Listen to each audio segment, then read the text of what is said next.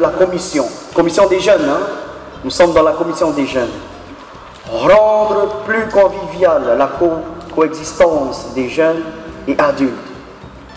C'est pas évident, l'habitation entre jeunes et adultes, même en paroisse. Et nous savons très très bien que nos aînés, parfois dans l'église, nous savons un peu quelles sont les réactions des adultes par rapport aux jeunes au sein de l'église, où justement Monseigneur nous invite à vivre cette convivialité ensemble, afin de guider les jeunes vers le sens des responsabilités et leurs divers engagements, parce que les jeunes eux-mêmes réclament des aînés pour les guider. Et oui, nous avons besoin d'aînés, ceux qui ont fait l'expérience en paroisse, ceux qui ont vécu leur foi, qui ont passé des étapes, des épreuves, etc. Ils ont justement apporté quelque chose aux jeunes.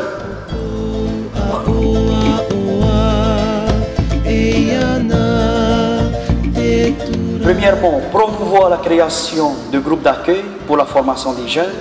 Deuxièmement, promouvoir la cohésion, unité, une espérance fondée au sein de l'Église. Et enfin, promouvoir la vocation, l'engagement et la mission de chaque jeune dans l'Église et dans la société.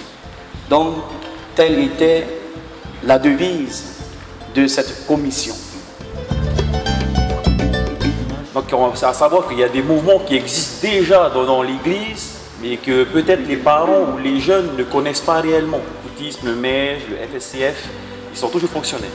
Donc, c'est intéressant à rappeler, c'est ce que Monseigneur essaye de faire, de rappeler qu'ils sont là en fait pour le développement de la jeunesse, pour qu'ils aient une vie en communauté, un travail en communauté, et pour qu'ensuite ils puissent s'insérer dans la société plus facilement.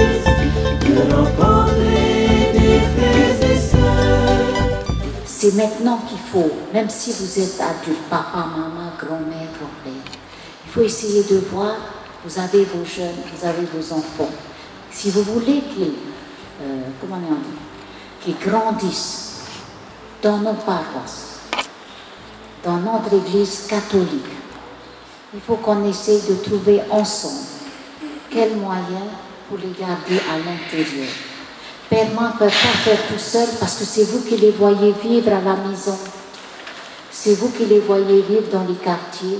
C'est vous qui les voyez vivre quand ils reviennent de l'école, ils veulent des choses que peut-être vous ne pouvez pas donner. Voilà.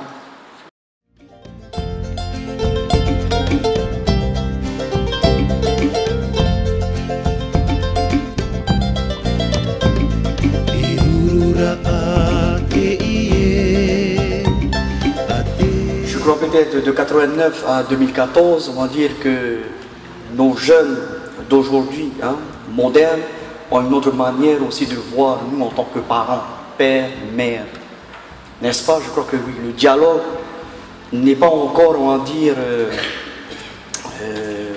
dirais-je, bien établi ou bien, on va dire, en confiance, quoi. Parfois nos jeunes nous disent, vieux jeu, mais arrête de t'occuper de mes affaires, etc. Mais il faut aussi réfléchir, voir le pourquoi. Et là, il faut s'intéresser à nos enfants. Il faut aussi que les enfants puissent aussi, bien entendu, ou les jeunes puissent comprendre aussi les parents. Donc c'est à chacun à la maison de voir cela. Donc vous avez l'occasion de pouvoir, voilà, peut-être en tirer d'autres questions et nous faire parvenir.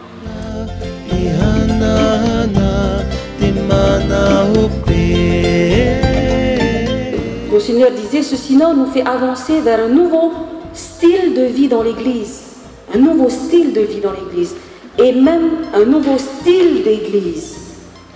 Ça a été ça aussi la grande nouveauté de ce synode. C'est qu'il y a beaucoup de laïcs qui se sont engagés dans ce synode.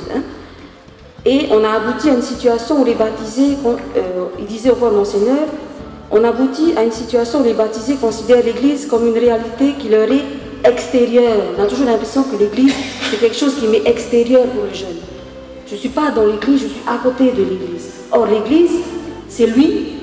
Et c'est ça aussi, je crois, un des grands défis d'aujourd'hui, c'est de montrer aux jeunes que l'Église, c'est lui.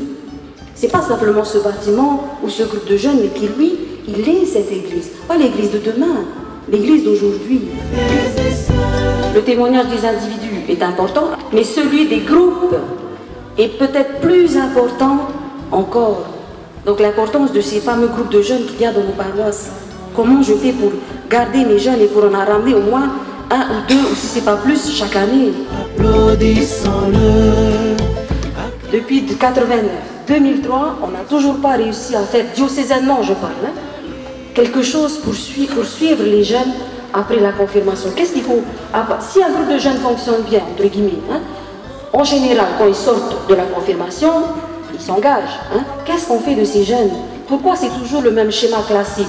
Je fais ma catéchèse, quand j'ai fini 14 ans, merci, au revoir, on se revoit à mon mariage, ou à un décès, ou à un baptême.